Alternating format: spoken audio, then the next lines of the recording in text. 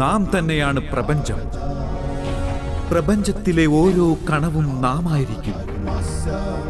നാം തന്നെയാണ് സൂര്യൻ, നാം തന്നെയാണ് ചന്ദ്രൻ. നക്ഷത്രങ്ങളും നാം തന്നെ, സമസ്ത ഗ്രഹങ്ങളും നാം തന്നെ.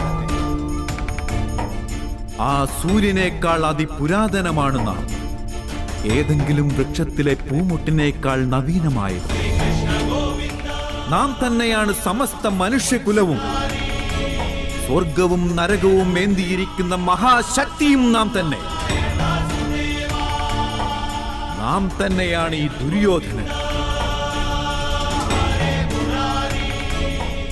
ഈ അർജുനനും നാം തന്നെയാണ് പാർത്ത.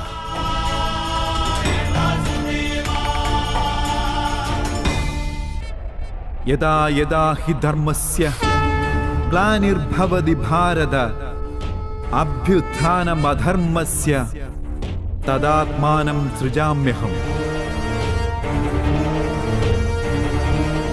പരിത്രാണായ സാധൂനാം വിനാശായ ചതുഷ്കൃതാം ധർമ്മ സംസ്ഥാപനാർത്ഥായ സംഭവാമി യുഗേ യുഗേ. ധർമ്മത്തിന് വിനാശം സംഭവിക്കുമ്പോഴെല്ലാം, അധർമ്മം വർദ്ധിച്ചു വരുന്ന സമയങ്ങളിലെല്ലാം ഈ പ്രപഞ്ചത്തിലെ സത്പുരുഷന്മാരുടെ ഉന്നതിക്ക് വേണ്ടി, അധർമ്മികളുടെ വിനാശത്തിനു വേണ്ടിയും ധർമ്മം പുനഃസ്ഥാപിക്കുന്നതിനു വേണ്ടിയും നാം വീണ്ടും ജന്മമെടുക്കുന്നതായിരിക്കും. ഇതോരോ യുഗത്തിലും സംഭവിച്ചുകൊണ്ടിരിക്കുന്നതായിരിക്കും. ഇനി ഭാവിയിലും ഇത് തന്നെ തുടർന്നുകൊണ്ടിരിക്കും. നാം തന്നെയാണ് വിനാശമില്ലാത്ത പരമാത്മാവ്. നാം തന്നെയായിരുന്നു മത്സ്യാവതാരം. വാമനാവതാരം എടുത്തതും നാം തന്നെയായിരുന്നു. നാം പരശുരാമനായിരുന്നു. രാമചന്ദ്രനായും നാം അവതാരമെടുത്തിരുന്നു. നാം തന്നെയാണ് ബ്രഹ്മ, വിഷ്ണു, മഹേശ്വരന്മാർ.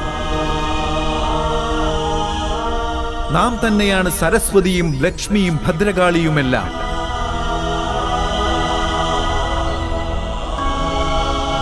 നാം പുരുഷനുമല്ല, ഒരു സ്ത്രീയുമല്ല, നപുംസകവുമാകുന്നില്ല.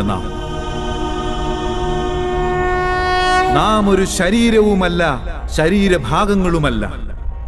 നാം ജ്ഞാനമാണ്, സൃഷ്ടിയാണ്, ചൈതന്യമാണ്. നാം പരബ്രഹ്മവും നാം തന്നെ. നാം സമസ്തവുമാണ്. എന്നാൽ നാം ഒന്നും തന്നെയല്ല.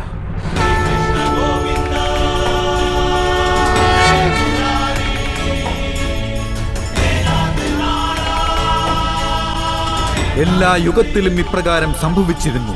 ഇനി ഭാവിയിലും ഇത് തന്നെ തുടർന്നുകൊണ്ടേയിരിക്കും.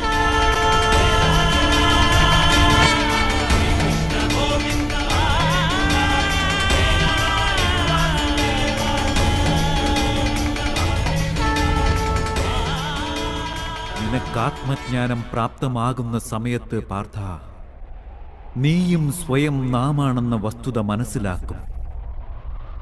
അപ്പോൾ നീയും നമ്മെപ്പോലെ തന്നെ സ്വയം പരമാത്മാവിന്റെ രൂപമാണെന്ന് തിരിച്ചറിയുന്നതാണ്.